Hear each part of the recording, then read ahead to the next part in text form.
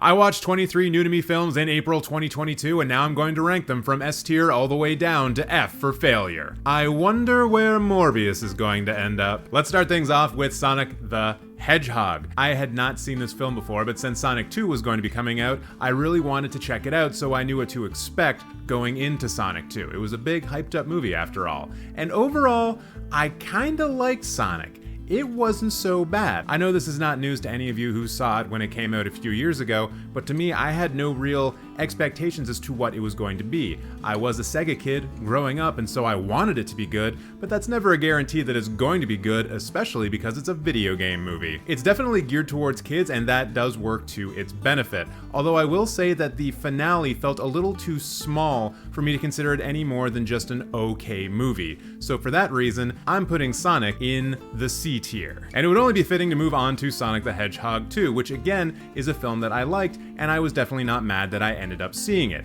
I laughed, I did not cry because I don't do that during films, but I had a good time, and that was good enough for me. Sonic 2 is, of course, not without its faults. I found that the human characters outside of Dr. Robotnik in this film were really misused, and I didn't really care about what they were doing at all. They kind of just go away to Hawaii and have a fake wedding, like I don't care about that at all. And so this film definitely suffers from Godzilla vs. Kong syndrome, where all the people really want is to see two big-ass monsters fighting each other, but instead we have to watch Millie Bobby Brown do stuff because I guess there was time off in between Stranger Things seasons. I will give props to Sonic 2 for improving the ending of the film over Sonic. It felt much bigger, more epic, more things were at stake, and so for that reason, I'm not going to knock it all the way back because of those pesky humans, but it's still only going to get a C tier from me. There might be a lot of those, I'm very picky. Next up is the Taiwanese zombie film, The Sadness, and I had reacted to the trailer for this movie a while ago, so I knew going in that this was going to be an all-out blood and gore fest, and that's exactly what it was. But what I wasn't expecting was for it to be so well shot and to also have a very interesting way of pacing out the story. There are several examples of heavy blood, gore, violence. Pretty much anything you could imagine needing a trigger warning for is in this film. But what was great about it is that every time we get into a new scene, there is a slow and steady build up to the action. It's not just get onto a subway car and then suddenly everyone is dead. It's get on a subway car, watch as an old dude awkwardly tries to pick up a woman, and then everything getting really uncomfortable, and then a few more minutes pass, and I think someone says something bad about someone else's weight, and then people start stabbing each other. It really settles you into each of these situations before all hell breaks loose, and I think that was to the film's benefit. So because of the excellent gore, the great cinematography, and the wonderful pacing, I'm putting The Sadness in the B tier. Next up is a Colombian documentary called Dopamina, and this one was okay. It's about a filmmaker questioning her parents why they reacted so poorly when she came out to them years prior. It also functions as a slice of life documentary, but its chief focus is on these longer conversations between the filmmaker and her parents, while sprinkling in conversations with her friends and partner. I appreciated the intimacy of this film, and some of the cinematography is real nice to look at, but I also felt there were some issues with the structure because there were moments when I didn't really know what was going on and why certain questions were being asked in those moments. So for that reason, I'm going to have to put Dopamina in the C tier. Next up is the David Cronenberg film Rabid, and I am watching this because I'm going to be putting out a tier list of all of David Cronenberg's films next week, so please get subscribed to this channel so you don't miss that. And I have to say that Rabid is a film that surprised me. I have seen a number of David Cronenberg films already, including his commercial debut Shivers, and this film was such a step up from Shivers that I almost couldn't believe it. It tells a story that hits very close to home considering, the whole pandemic thing, and this film represents a giant step forward in David Cronenberg's filmmaking abilities. I just couldn't get over that fact. I think this is a pretty good film and one of Cronenberg's better films, which I did not expect to say about it when I sat down to watch it. So because of that, I'm going to put this one in the B tier right beside The Sadness. And FYI, The Sadness and Rabid would make a real good double bill if you're in the mood for programming something. Next, we have the brand new Tim Roth film Sundown, a film where a man goes to Mexico with his sister and his niece and nephew, but they suddenly get called back because of a tragedy in the UK. Except that Tim Roth engineers a way to stay in Mexico and basically just start a new life there. The repercussions of this are severe, and I really love just watching the story of this film play out. It's both meditative and slow, while also having a very quick pace. you see events transpire over a 2 to 3 week period in about 90 minutes, so the film knows exactly what it wants to focus on day to day to day, but those moments that it does focus on always feel laid back for the most part, with just small amounts of tension creeping in as the film progresses. I've never really seen a film do this before.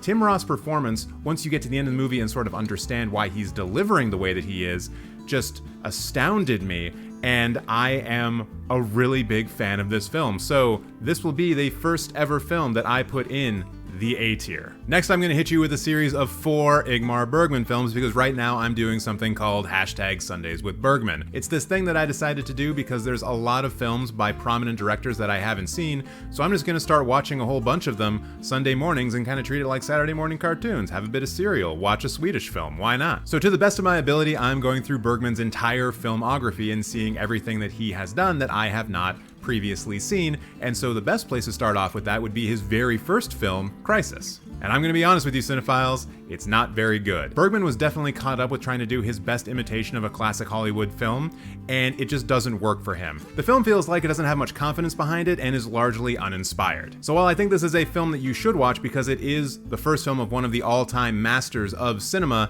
I'm gonna have to throw this one in the D tier because it just wasn't doing anything for me. Luckily, things start to improve on Bergman's next film, It Rains on Our Love. This feels like a much more mature film that deals with a lot of social issues that were happening in Sweden at the time. It's nowhere close to some of his later classics like Persona, but it still marks a big step forward for him as a filmmaker, so for that reason, I'm gonna slot it into the C tier. Bergman's filmmaking takes another step forward in his next film, A Ship to India. Here he begins to experiment with telling his story out of order, while also focusing on the interpersonal relationships between all of the characters. He really focuses in on them in this film, and it's all to the benefit of the storytelling. The best thing about this film are the interactions between Johannes Bloom the son, Captain Bloom the father, Alice Bloom the mother, and Sally, the lover of Captain Bloom, who then becomes the lover of the son.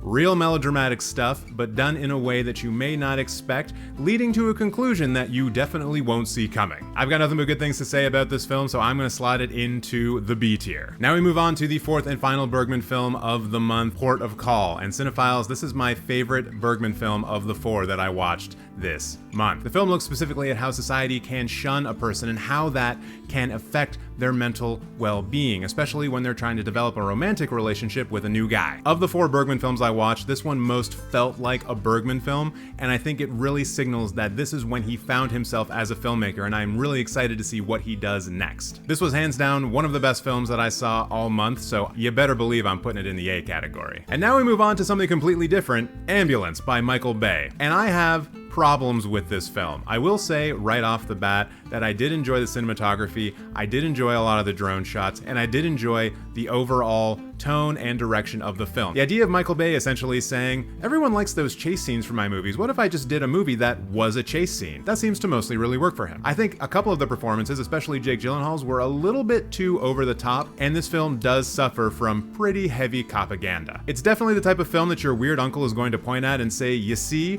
we definitely need to give the police more money so they can buy tanks to fight the cartels. So because of all that, I must put Ambulance in the C tier. The next film to get ranked is Old Stone, a technically Canadian-Chinese film that follows a man who just tried to do the right thing and ended up suffering greatly for it. There are absolutely some interesting things that I learned while watching this film, mostly that China doesn't seem to have universal healthcare, which was a surprise to me. I really love the look and feel of the film and how the main character was constantly shown getting more and more fed up until he finally reaches a breaking point. It helps to put his final actions of the film in context, and even though they are reprehensible, you do get the feeling that this film is trying to tell you something about Chinese culture. And I always like it when a film tries to tell me something, so let's go with a B tier for that one. Next up is a zombie film called Virus 32, I believe it's from Argentina, and I had a lot of fun watching this. It takes the idea of a zombie film, shrinks it down into its smallest size, basically happening inside an abandoned building, and the main tension is, can a mother get her child back before they are all turned into zombies?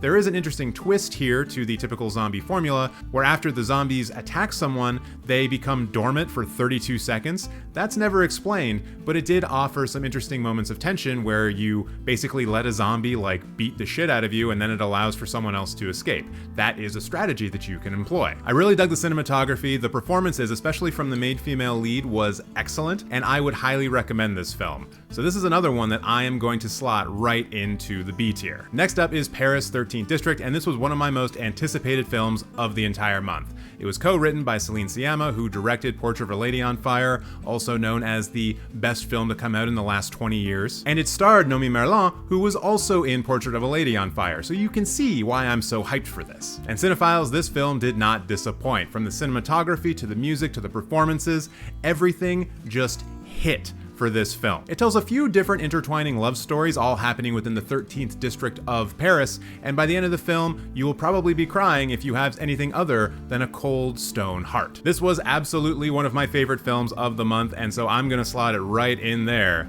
in the A tier. By now you're probably wondering, what is it gonna take for something to get into the S tier? And my friends, the answer to that is a lot. Let's see if the next film can do it, and that is Robert Eggers' new film, The Northmen. And you know what? This one's real easy to do because it's just one of the best films of the year. I was oddly surprised by how good Nicole Kidman was in this film. I just wasn't expecting her to have that kind of presence. Alexander Skarsgård is an absolute beast. Anya Taylor-Joy hits it out of the park once again. The cinematography is great. The action is pretty good. I love this film up, down, and sideways, but it's only going into the A tier, which hopefully also lets you know what it takes to get into the S tier. The next film up is the very first Jacques Demy film that I have ever seen, Donkey Skin. And I was saying to myself, it's kind of weird how I've never seen a Jacques Demy film. And then I found Donkey Skin. It was only 90 minutes long, and I thought to myself, yeah, why not? Let's give it a go. And oh my, am I glad that I did. This is a bonkers French musical all about a king trying to have sex with his daughter, the princess. It's a strange premise. This movie really functions like a real-life fairy tale, complete with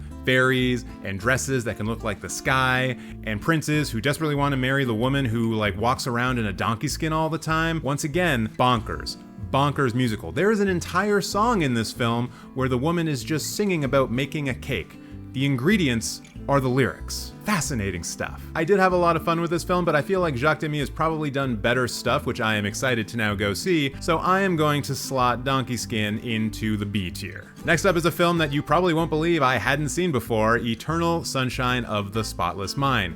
And yes, this is one of Jim Carrey's best performances. Yes, this is one of Kate Winslet's best performances. Yes, Michael Gondry did amazing stuff here with the set design, the production design, how the camera seamlessly moves from spot to spot to spot depending on where we are in Jim Carrey's character's head. Incredible film, up, down, and sideways. I'm gonna be putting this one in the A tier. Please don't get mad at me, but if you are gonna get mad at me, do so in the comments. Next up is a film that I thought would be the Witch, or the It Comes at Night of 2022, and that is You Won't Be Alone, a Macedonian folk horror film that stars Naomi Rapace. I had very specific expectations going into this film, and it did not meet them at all because it ended up being a far different film than what I expected. If you watch the trailer for this film, you will definitely get the Witch vibes, and that was the film that I was expecting going in. What I ended up getting was a meditation on motherhood wrapped in the frame of a Macedonian folktale. This film could easily be classified as an art film, but I don't want you to dismiss it because of that, because let me tell you, there are some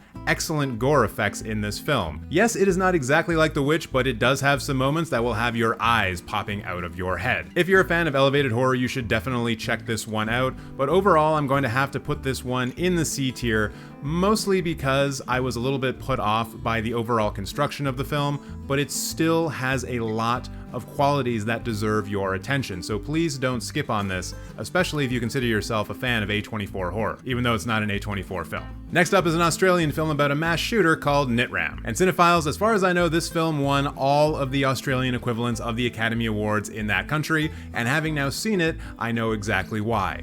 It is quite good. Caleb Joseph Landry delivers the best performance of his career, and I am so excited to see what he does next. The film follows Caleb Landry Jones playing a notorious mass shooter in Australia, although his proper name is never really given, and I think there are particular reasons for that I respect. The film shows you all of the events leading up to that mass shooting without actually showing you the mass shooting, which I also respect. But even though you don't get the quote-unquote big finale of a guy walking around and murdering over 30 people, this film will still hit you like a gut punch. It functions in a not so dissimilar way to Gus Van Sant's Elephant in that it shows you what the day-to-day lives of the killers are leading up to the heinous act that they commit. This is an absolutely stunning film, and I can't wait to see more from director Justin Kurzel. And you know what? This one's going in the A's. what a film. The next film on the list is the one that I thought was the only Canadian film until it turned out that Old Stone was technically a Canadian film, and that is Scarborough, a film that is named after the Toronto suburb. This film takes a laser-focused view of poverty, specifically the poverty experienced by those who live in unstable housing. The film gives you a very specific view about what it's like to live in those conditions in Toronto, specifically how it's very difficult to even access public transit, how it's difficult to get to hospitals to receive the basic amount of care afforded by our universal healthcare system, and how community hubs like schools can function as a lifeline to families who are struggling. It's an absolutely vital film that I think will open a lot of eyes for people who think that everything in Canada is just fine for everybody all the time, because it absolutely is not. And I'm going to put Scarborough in the B tier. Next up is the Nicolas Cage film that everyone wanted to see, The Unbearable Weight of Massive Talent. And I really like this film. The story was meh, but the interactions between Pedro Pascal and Nicolas Cage were wonderful, and I think this movie actually does a lot more for Pedro Pascal than it does for Nicolas Cage. He seems to be the emotional center of the film, and I was always smiling when he was on screen. As a meta-narrative on Nicolas Cage's career, the film kind of works, but at the end of the film I couldn't help but feel like it was a very forgettable outing overall, although one that I enjoyed while I was experiencing it. And so for that reason, I'm going to put it in the C tier. The next film on the list is the French film Eiffel, and normally this is a film that I would skip, but I was intrigued by the fact that this starred Emma McKee, an actress who I previously saw in Death on the Nile. She was in fact the best part of that film. And Eiffel, as it turns out, is her feature debut, and let me tell you, she is quite good in this movie. I was also a big fan of how they approached lighting in this film. They took a more naturalistic approach where it seemed like they were using natural lighting almost all of the time. For a period film, I think that definitely works in its favor, and overall the cinematography was pretty good. Eiffel is more than anything a romance film, and so if you're not into that, you're not going to be into this film. But if you're a fan of architecture, you should watch this film because they throw in enough little tidbits about how the Eiffel Tower was built that it will definitely keep your interest. Overall, I'm going to slot this one into the C tier. It was good, I liked it, Emma McKee is definitely someone to watch, and I think this is probably a film that you should check out if you find that at all interesting. And now it's time for Morbius. Yes, Morbius. The film that Sony decided to put out because they are desperate to create their own cinematic universe filled with people from the Spider-Man canon. And yeah, you don't need me to tell you this movie is bad, it sucks. Thank you so much for watching, and YouTube definitely thinks that you should watch this other video that's on screen right now, so why don't you do that? You probably should. Watch the video.